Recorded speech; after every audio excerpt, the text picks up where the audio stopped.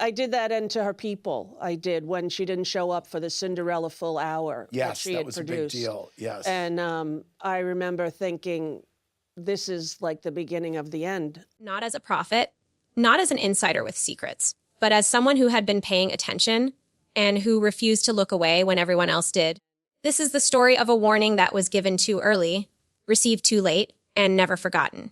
Rosie O'Donnell built her career on one thing above everything else: honesty. Comfortable, not the comfortable kind, the kind that costs you something, the kind that makes people uncomfortable at dinner parties and ends friendships before they fully begin. She knew this about herself. She accepted it. But there was one moment in the middle of what should have been an ordinary professional encounter where that honesty collided with something much larger than she was prepared for. A moment that would stay with her long after the cameras stopped rolling, long after the headlines moved on, and long after the world learned, in the worst possible way, that she had been right. It started as so many things in Hollywood do, simply. Rosie and Whitney Houston were not best friends. Rosie was clear about that. But they had shared something real, genuine warmth, a few memorable moments together, including co-hosting Saturday Night Live alongside filmmaker Penny Marshall.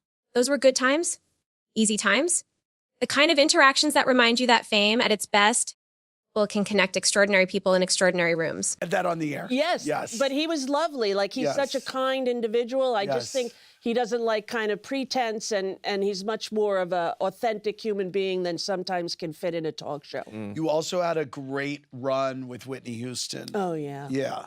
What a tragedy. What a tragedy. And would you say the two of you were pals? No, I think whenever we saw each other, we got along great. And then she did that movie with Penny, and then she and I and Penny hosted SNL together. Right. But fame, at its worst, is something else entirely. There came a moment when Whitney was set to appear on a major television special, a full-hour Cinderella production she herself had produced, a significant project, a statement of artistry and ambition. And Whitney didn't show up. Let that sit for a moment. This wasn't a missed interview or a late arrival to a red carpet. This was a production Whitney had poured herself into. Her name was on it. Her vision was behind it. And she wasn't there. Rosie watched this happen, and something shifted in her. I remember thinking, she would later say, it's like the beginning of the end. Those words carry a weight that is difficult to fully absorb, because in that sentence is not just concern, there is clarity, comfortable. The kind of clarity that arrives when you stop making excuses for someone you care about and start seeing the situation for exactly what it is. Rosie made a decision, one that she knew carried risk, one that she understood might not be welcomed. She reached out not to Whitney directly, but to the people around her. The team, the handlers, the circle of professionals whose careers were built around managing Whitney Houston's world. She told them what she saw. She told them what she feared. She told them that what was happening was doing Whitney a disservice. Her word, deliberate and precise, not an attack, not a judgment. A warning from someone who, in her own words, cares about a person's legacy. The response she received was divided. Some of Whitney's people said thank you, and in those two words lived an entire unspoken acknowledgement that they had seen it too, that they were worried too, that Rosie was not wrong. And the reaction you got was? Some of her people said thank you, and some of them said it's not your business, you know? And I said, well, as someone who cares about her and who loves her and wants her legacy to remain, I just wanted to let you know that this is doing her a disservice. Wow. Because if she... But others said something very different. It's not your business. 4 words that, in that context, reveal something deeply troubling about the machinery that surrounds major celebrities. Because when the person closest to the crisis is told to mind her own business, it raises an uncomfortable question. Whose business is it exactly? Rosie had an answer for that too, and she offered it without anger, without drama, but with the quiet devastation of someone who understood the economics of fame. If she stops and takes care of herself, Rosie said, they don't get paid. This is the part of the story that doesn't make it into the tributes. The part that gets buried beneath the flowers and the candlelight vigils and the celebration of an incomparable voice. The people paid to protect a star sometimes have the most to lose from that star's recovery. Because recovery means stillness. It means stepping back. It means the machine slows down. And machines don't like to slow down. And the reaction you got was? Some of her people said thank you, and some of them said it's not your business, you know? And I said, well, as someone who cares about her and who loves her and wants her legacy to remain, I just wanted to let you know that this is doing her a disservice. Wow. Because if she stops and takes care of herself, they don't get paid. Correct. Right, Exactly right. right. And it's And very then, sad. and I heard that you tried to intervene with John. Well, this isn't a cynical observation. It's a structural reality of the entertainment industry that has claimed more than one extraordinary life. The people who say, it's not your business, are not always villains.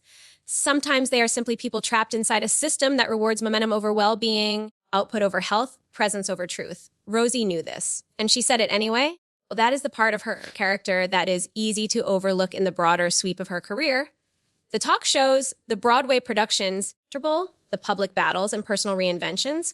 Beneath all of it is someone who, when faced with the choice between comfort and honesty, has consistently chosen honesty, even at Together. Right. And that was wonderful. But, you know, I'm the kind of friend that always tells a friend when I think they're in trouble, which doesn't always make the friendships last. And but you did that. I did that, and to her people, I did, when she didn't show up for the Cinderella full hour that Yes, she that had was produced. a big deal. Yes. And I remember thinking, this is like the beginning of the end, and somebody needs to help her now, right?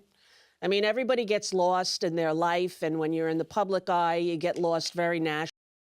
she admitted as much herself.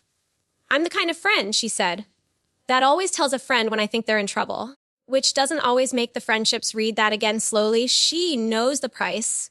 She has paid it, and she keeps paying it, not because she enjoys conflict, but because she genuinely cannot look the other way. It is, in its own quiet way, a form of courage that rarely gets recognized as such.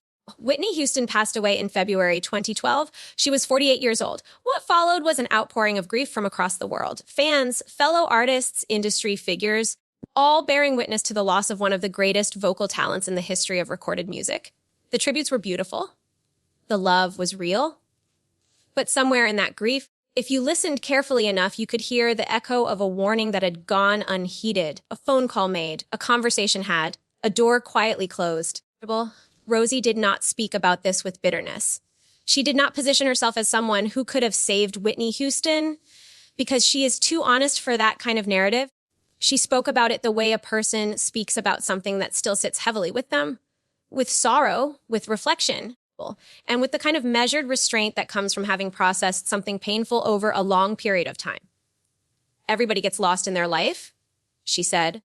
And when you're in the public eye, well, you get lost very nationally. That phrase, lost very nationally, is one of the most quietly devastating descriptions of celebrity in crisis that you will ever hear, because it captures something essential about what happens when a human being's private struggle becomes public spectacle.